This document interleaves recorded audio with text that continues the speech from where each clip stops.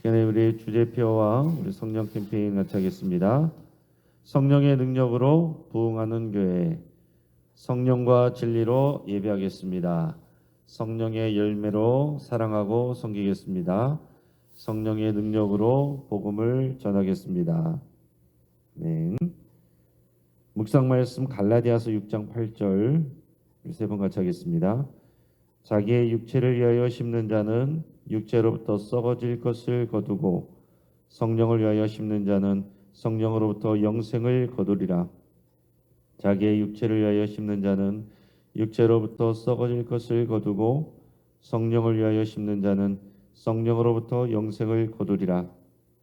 자기의 육체를 위하여 심는 자는 육체로부터 썩어질 것을 거두고 성령을 위하여 심는 자는 성령으로부터 영생을 거두리라. 아멘.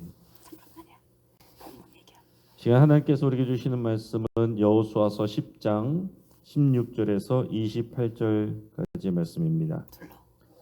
오늘 본문을 통해서 강하고 담대하라 하는 제목으로 우리 말씀의 은혜를 같이 나누겠습니다. 여러분, 전화위복이라는 사자성어가 있죠. 직역하면 재앙을 복으로 바꾼다, 이런 뜻입니다. 자, 불행한 상황을 극복해서 오히려 더 나은 결과를 만들어내는 것을 말합니다. 자, 이 사자성어의 유래는 이런데요. 중국 후한 시대 한 관리가 있었습니다. 그는 지방에 부임하자마자 백성들을 위한 개혁적인 그런 정책을 시행을 했는데 기존의 기득권자들인 그 관리들이, 지역의 관리들이 반발을 샀습니다. 그래서 결국 그는 관직에서 쫓겨나게 되고 많은 사람들은 그 사람을 실패자로 여기게 됐습니다. 그러나 그는 좌절하지 않고 학문 연구에 몰두하면서 자신의 실력을 키워나갔습니다. 그렇게 몇 년 뒤에 황제가 그의 학문적인 업적을 높이 평가하면서 다시 관직에 등용을 하게 돼요.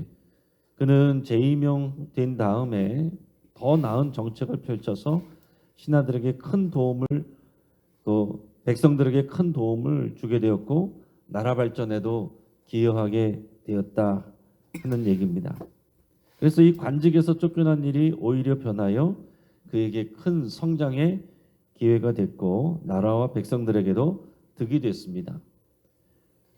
이런 내용을 유래로 해서 전화위복이라는 말이 생겨나게 됐다 하는 거죠. 여러분, 하나님께서는 전화위복의 하나님이십니다. 우리 하나님은 모든 것을 합력하여 선을 이루시는 분이십니다. 특히 위기를 기회가 되게 하시는데 아주 능하신 우리 하나님이세요. 자, 오늘 본문의 사건도 그렇습니다. 아모리 다섯 왕들의 연합군이 기브온을 공격해 온 것은요, 현실의 위기입니다. 그러나 하나님은 이 전쟁을 통해서 이스라엘에게 하나님이 가나안에서 승리하게 해주실 것을 확신하게 하는 그런 새로운 기회로 삼으십니다. 자, 오늘 본문의 내용으로 가서 보면 하나님은 이 도망가는 아모리 연합군대에게 큰 우박을 내리셨고 또 여호수아의 선포대로 태양이 중천에 오랫동안 머물도록 하셨습니다. 따라서 기브온을 치러왔던 이 아모리 다섯 왕들과 그 연합군은 여호와 하나님께서 초자연적으로 또 이스라엘 군과 함께 싸워주심으로 인해서 크게 밀리게 됩니다. 자, 아모리 다섯 왕들은 이스라엘 군대를 피해 도망가다가 이 막게다 지역에 있는 굴에 숨게 됐습니다. 급하게 이 5명의 왕들이 이 굴에 숨게 됐어요. 자, 세상 무서울 것이 없었던 아모리의 왕들인데 지금 자신들의 목숨을 부지하기 위해서 동굴로 숨어 들어간 겁니다. 하지만 이 동굴은 그들을 지켜주지 못합니다. 자, 어떤 사람이 이 사실을 알고서 여호수아에게 신고를 했습니다. 그랬더니 여호수아가 굴 입구에다가 큰 돌을 굴려서 막도록 했어요. 그리고 그 곁에 경비들을 두어서 그들을 지키게 만들었습니다. 자, 이 장면을 생각해 보면 아모리 왕들이 피난처라고 생각했던 이 동굴이 순간적으로 그들의 감옥이 되고 만 것입니다. 여러분, 지금도 그렇습니다. 하나님께서 함께 하시지 아니하면 우리가 어디에 있든지 그 어떤 것도 우리의 영원한 피난처가 될 수 없습니다. 우리가 피난처라고 생각하는 것이 오히려 우리를 가둬두는 감옥이 될 수 있는 거예요. 자, 여호수아는 이스라엘 군대에게 명해서 이제 대적이 남은 군대를 치도록 명령을 합니다. 19절에서 21절까지 말씀 우리 같이 읽겠습니다. 너희는 지체하지 말고 너희 대적의 뒤를 따라가 그 후군을 쳐서 그들이 자기들의 성읍에 들어가지 못하게 하라.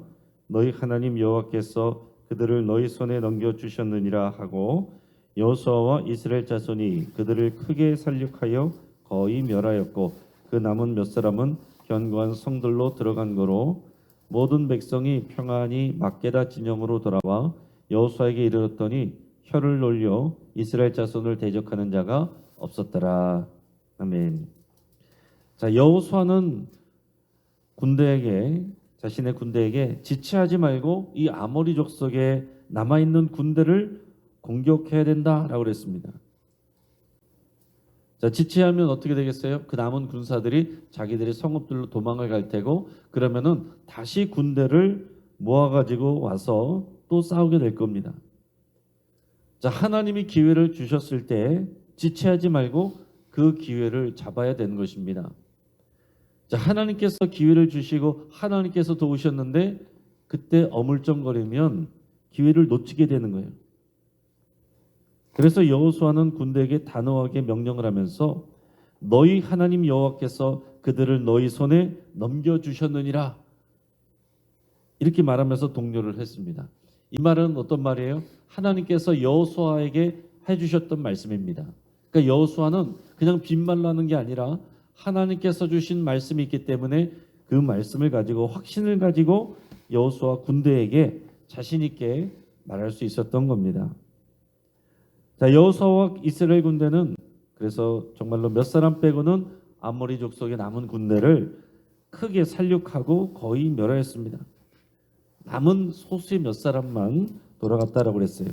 그리고는 모든 이스라엘 백성이 막게다 진영으로 돌아왔고 이 상황을 보고서 이제 더 이상 가나안 주민들 중에서 혀를 놀려 이스라엘 자손을 대적하는 자가 없었다. 이렇게 기록하고 있습니다. 자, 이 일을 통해서 오히려 가나안 사람들에게 더 확실한 공포를 심어줬다 하는 얘기입니다. 여러분, 이것이 하나님이 하시는 일이에요. 사람으로서는 생각할 수 없고 가능할 것 같지 않은 일들을 하나님께서 그렇게 행하신다 하는 얘기죠. 그러니까 중요한 것은 우리 수준이 아니라 우리가 하나님 편에 있느냐, 하나님 의지하느냐, 그리고 하나님께서 역사하시고 일하실 때, 기회 주실 때 그때 즉시 순종하느냐. 여러분, 이게 중요한 겁니다. 하나님께서 가만히 있으라고 할 때는 가만히 있어야 되고요. 하나님께서 일하라 할 때는 일해야 됩니다.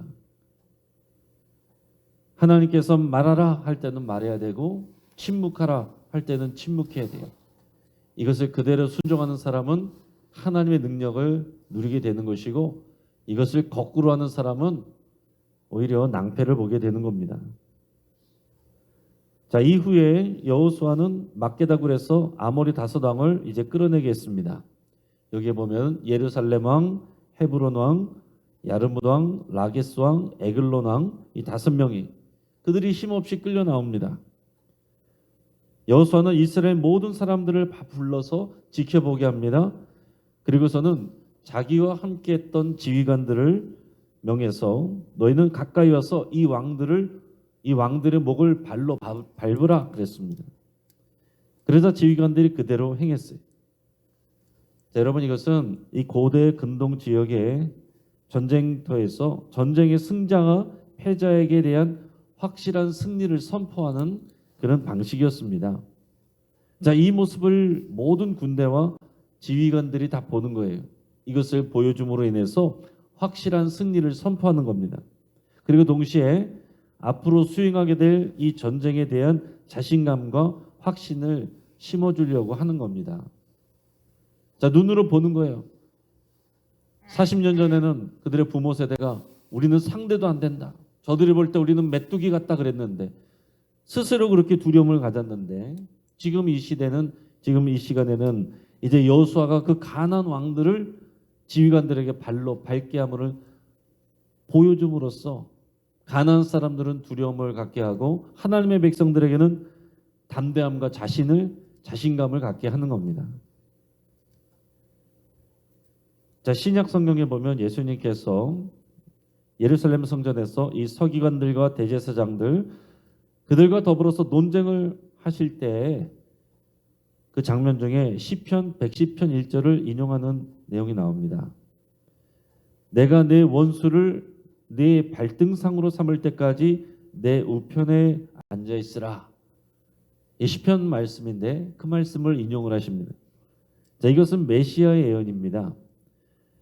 여기서 내가라는 것은 하나님이시고 너의 원수를 너의 발등상으로 삼을 때까지 라고 할 때 너는 메시아를 말하는 겁니다. 예수님을 말하는 거예요. 자, 이것을 이미 다윗이 예수님이 오기 전에 노래를 했습니다. 시편에서 그렇게 말했어요. 근데 여기서도 표현해 보면 그리스도가 원수를 발등상으로 삼는다 이런 표현이 나오죠. 이것이 오늘 우리가 본 그런 장면입니다. 발등상으로 삼는다. 이게 원수의 목을 발로 밟는 그런 모습을 가리키는 거예요. 그러니까 왕이 앉아 있을 때 발을 두는 발등상처럼 원수의 목을 밟고 있는 그런 모습. 그리스도가 완전히 승리하는 모습. 그 원수는 마귀이고 사탄이죠. 마지막 때에 그 그리스도께서 마귀의 목을 발로 밟아서 발등상으로 삼으실 겁니다. 자, 그때까지 너는 내 우편에 앉아 있으라. 주님 우편에 앉아 계시다가 하나님 우편에 앉아 계시다 마지막 때 오시면 마지막 영적 전쟁을 하시고 마귀의 목을 발로 밟으실 거예요. 그러니까 여러분 우리는 이미 주님께서 승리하실 것을 확신을 가지고 살아가는 사람들입니다. 이 땅에서 살아갈 때 두려워할 사람들이 아니에요. 자, 여호수아가 백성들에게 그것을 보여주는 것처럼 하나님께서 우리에게 이 말씀을 보여주시고 또 예수님께서 또 시편 말씀을 통해서 확신을 주시는 겁니다. 여러분 우리는 마귀를 두려워할 사람이 아니고 세상을 두려워할 사람이 아닙니다. 우리가 볼 때는 세상이 커 보이고 마귀가 커 보이지만 그러나 우리 주님께서는 그 발로 원수의 목을 밟아서 발등상으로 삼으십니다. 자, 그리고 본문으로 들어가면 여호수아는 이 장면을 보고 있는 백성들에게 이제 앞으로 담대할 것을 주문합니다. 25절에서 27절까지 말씀을 같이 읽겠습니다. 여호수아가 그들에게 이르되 두려워하지 말며 놀라지 말고 강하고 담대하라. 너희가 맞서서 싸우는 모든 대적에게 여호와께서 다 이와 같이 하시리라 하고 그 후에 여호수아가 그 왕들을 쳐 죽여 다섯 나무에 매달고 저녁까지 나무에 달린 채로 두었다가 해질 때에 여호수아가 명령하매 그들의 시체를 나무에서 내려 그들이 숨었던 굴 안에 던지고 굴 어귀를 큰 돌로 막았더니 오늘까지 그대로 있더라. 아멘. 자, 여호수아가 백성들에게 말합니다. 두려워하지 말며 놀라지 말고 강하고 담대하라. 너희가 맞서서 싸우는 모든 대적에게 여호와께서 다 이와 같이 하시리라. 아멘. 그럼 오늘 성령께서 오늘 저와 여러분들에게 이렇게 말씀하시는 겁니다. 두려워하지 말고 놀라지 말라. 강하고 담대하라. 너희가 맞서서 싸우는 모든 대적에게 여호와께서 다 이와 같이 하시리라. 오늘 이 말씀이 오늘 우리에게 주시는 여러분 각자에게 주시는 하나님의 확신의 말씀이 되기를 바랍니다. 여러분 이 말씀을 여러분들의 믿음으로 여러분들이 받으셔야 돼요. 그래야 여러분들의 말씀이 됩니다. 그리고 나서 여호수아가 그 왕들을 쳐 죽여서 다섯 나무에 대해 매달았고 신명기 율법을 따라서 저녁까지 나무에 달린 채로 두었다가 해질 때 그 시체를 내리게 했습니다. 자, 그러니까 아무렇게나 하는 일이 아니에요. 그냥 자신들의 혈기로 하는 일이 아니라 신명기 율법에 따라서 그대로 순종하면서 하는 일들입니다. 그리고는 그 왕들의 시체들을 그들이 숨었던 굴 안에다가 던져놓고서 굴 어귀를 큰 돌로 막도록 했습니다. 자, 여러분 이 장면을 인간적인 관점으로 보면 안 돼요. 자, 인간적인 관점으로 보면 너무 잔인하다 이렇게 보일 수 있지만은 우리는 하나님의 시선으로 봐야 되는 겁니다. 자, 이 사람들은 여호와 하나님과 하나님의 백성을 대적하는 원수들의 대표예요. 자, 현실적으로 그들은 이스라엘보다 강합니다. 그들은 연합군입니다. 다섯 왕이 연합해서 함께 싸우고 있습니다. 그래서 인간적인 시각으로, 인간적인 마음으로 생각하면 이스라엘 백성들의 마음이 두려움이 생길 수 있는 겁니다. 그리고 과연 저들과 싸워서 우리가 이길 수 있을 것인지 의심이 들 수도 있는 그런 상황들이었어요.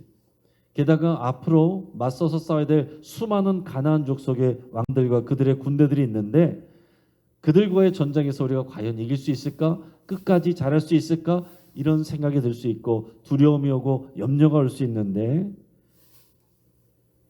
그런 상황 속에서 지금 이 아모리 다섯 왕을 확실하게 제압하고 그들을 발등상으로 삼고 그들의 시체를 그들이 숨었던 동굴에다가 던져넣는 이 모든 장면들을 이스라엘 군사들에게 보여준 겁니다. 그리고 그들의 시체를 그들의 숨어있던 굴 안에다가 던져줬습니다. 자, 이것을 보는 이스라엘 군사들에게 어떤 마음이 들었겠어요? 아무리 강해 보여도 하나님이 함께 하시면 얼마든지 우리가 승리할 수 있다라는 믿음과 자신감이 생겼을 겁니다. 아모리 족속의 다섯 왕을 지휘관들이 발 아래 발등상으로 삼는 모습을 보면서 우리가 이 가나안 족속과의 싸움에서 이길 수 있다. 하나님이 함께 하시면 우리가 반드시 이긴다라는 확신을 가질 수 있었다 하는 얘기입니다. 이 아모리 왕들이 피난처로 삼았던 굴은 앞에서 말한 것처럼 감옥이 되었고 더 지나서는 이제는 그들의 무덤이 됐습니다. 그리고 그 굴 어귀에 세워 막은 큰 돌은 여호와 하나님이 확실하게 승리하였음을 기념하는 기념비 같은 역할을 하는 거예요. 그 굴을 막고 있는 큰 돌을 보면서 이스라엘 백성들은 하나님이 하신 일을 기억하게 되는 겁니다. 이제 28절 말씀을 우리가 읽겠습니다. 그날에 여호수아가 막게다를 취하고 칼날로 그 성읍과 왕을 쳐서 그 성읍과 그 중에 있는 모든 사람을 진멸하여 바치고 한 사람도 남기지 아니했으니 막게다 왕에게 행한 것이 여리고 왕에게 행한 것과 같았더라. 아멘. 자, 여호수아는 이어서 막게다 성읍과 왕을 쳐서 그 성읍과 그 중에 있는 모든 사람을 진멸하여 하나님께 바쳤다. 헤렘이라고 그랬죠. 이것이 하나님의 전쟁이고 심판 전쟁이고 다 진멸하여 하나님께 바쳐드리는 그런 영적인 또 전쟁입니다. 한 사람도 남기지 아니했다. 이런 것은 그만큼 확실하게 승리했다는 그리고 철저하게 순종했다는 의미의 이제 과장법적인 이제 표현입니다. 자, 막게다 왕에게 행한 것이 여리고 왕에게 행한 것과 같았다라고 그랬습니다. 자, 승리를 반복하게 되면 어떻게 됩니까? 하나의 승리의 공식이 생기는 거예요. 그리고 이 승리에 대한 확신을 갖게 되는 겁니다. 안 될 것 같았는데 하나님께 순종하면 승리할 수 있구나. 이것이 또 반복이 되는구나. 그럼 이제 공식이 되는 거예요. 어려워 보여도 하나님 앞에 순종하면 하나님께서 함께 하시고 저들의 목을 밝게 해주신다. 이게 딱 들어오게 되는 겁니다. 여러분 운동선수들도요. 그게 중요하다라고 그랬어요. 이기는 팀은 이기는 게 습관이 되어 있고 지는 팀은요. 지는 게 습관이 되어 있습니다. 지는 게 습관이 되어 있는 사람들은요. 그 팀은 이기다가도 마지막에 역전당해요. 근데 이기는 게 습관이 되어 있는 팀은 지다가도 역전해서 이깁니다. 여러분의 신앙생활도 마찬가지입니다. 이게 믿음으로 승리를 하고 하나님의 응답을 받고 이게 경험이 된 사람들은 이 믿음을 가지고 그것을 향해서 나갑니다. 근데 이 경험이 없는 사람들은 순종해 본 사람들이 없는 사람들은 기도를 심어 본 사람이 없는 사람들은 그냥 육적인 생각에 머물러 있게 됩니다. 육체를 위하여 심는 자가 되지 말고 성령을 위하여 심는 자가 되고 그것이 승리의 공식이 돼서 여러분들의 삶의 습관이 되기를 축복합니다. 이제 말씀을 정리할 때 우리 삶에는 아모리 다섯 왕들의 연합처럼 여러 가지 많은 문제들이 있습니다. 어떨 때는 문제들이 다 몰려서 올 때가 있어요. 겹쳐서 올 때도 있습니다. 그래서 우리는 두려움과 불신에 사로잡힐 때가 있습니다.